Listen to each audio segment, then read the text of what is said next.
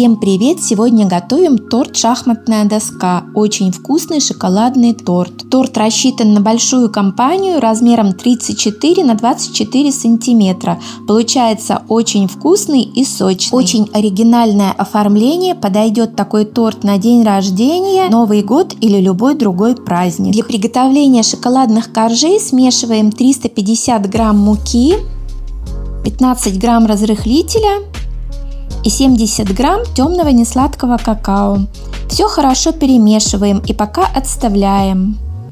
В миске смешиваем 6 яиц, щепотку соли и 300 грамм сахара. Все взбиваем миксером в белую пышную массу. Масса должна увеличиться в 2-3 раза, побелеть, стать очень пышной. Когда на поверхности появятся вот такие разводы от венчика, значит яйца достаточно взбиты. Добавляем в них 180 мл слегка теплого молока и 120 мл растительного масла без запаха и недолго перемешиваем миксером. Затем начинаем просеивать все рассыпчатые ингредиенты – муку, разрыхлитель и какао. Просеивать нужно обязательно, чтобы не получилось никаких комочков. Сначала немного перемешиваем лопаткой и затем включаем миксер и перемешиваем миксером до однородной консистенции.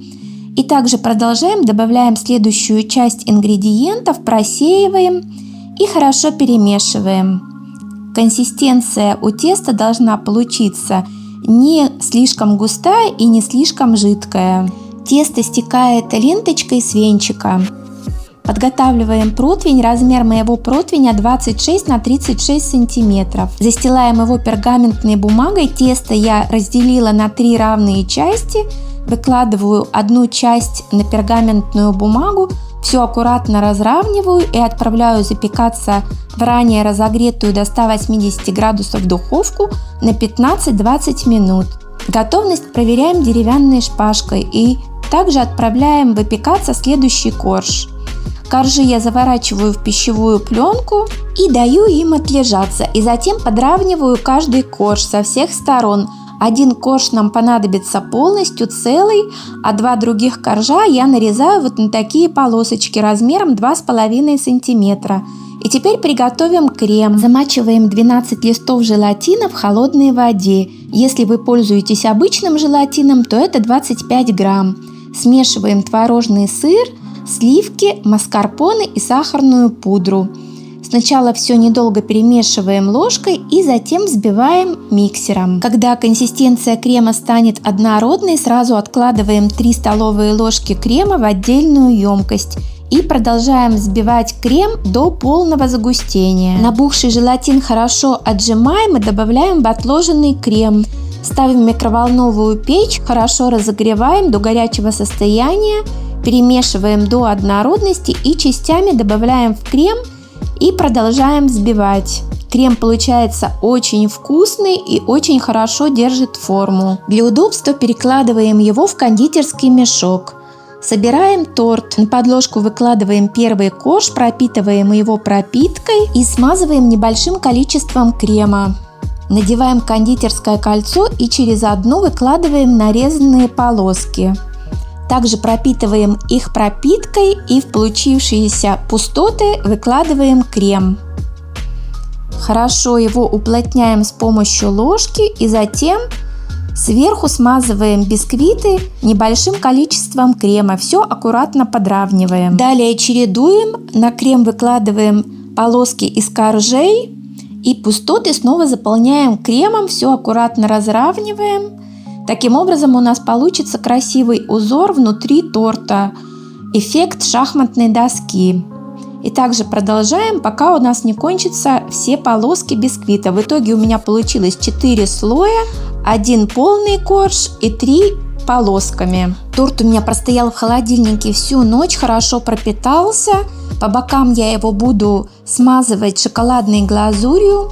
Для этого нужно растопить в микроволновой печи или на водяной бане 200 грамм темного шоколада и 100 грамм сливочного масла. Полное количество всех ингредиентов для торта я вам оставлю в описании под видео и в закрепленном комментарии. И теперь делаем узор сверху торта.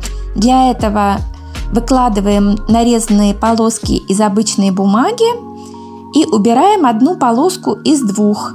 И теперь то же самое делаем с другой стороны и тоже убираем одну полоску из двух. И присыпаем темным несладким какао. Какао берите хорошего качества, тот, который вам нравится. И затем вот таким образом, как я вам показываю на видео, убираем аккуратно полоски. Делать это нужно не спеша, чтобы не нарушить узор. И теперь чередуем. Теперь выкладываем полоски сверху на какао. Сначала вдоль. И затем то же самое поперек. И опять присыпаем какао. И опять аккуратно убираем все полосочки с одной и с другой стороны. И наш узор для торта готов. Как вы смогли заметить, получается он довольно бюджетный. Полоски из бумаги и какао. Ну, конечно, я не могу сказать, что тортик готовится легко. Все-таки здесь много этапов приготовления, но это того стоит. Получается он очень-очень вкусный и красивый. Очень надеюсь, что этот рецепт вам понравился и вы попробуете приготовить такой торт. Пишите мне ваши комментарии и отзывы, а я всем желаю прекрасного настроения, удачной выпечки. Готовьте с удовольствием. Всего вам доброго и до новых встреч. С вами была Виктория.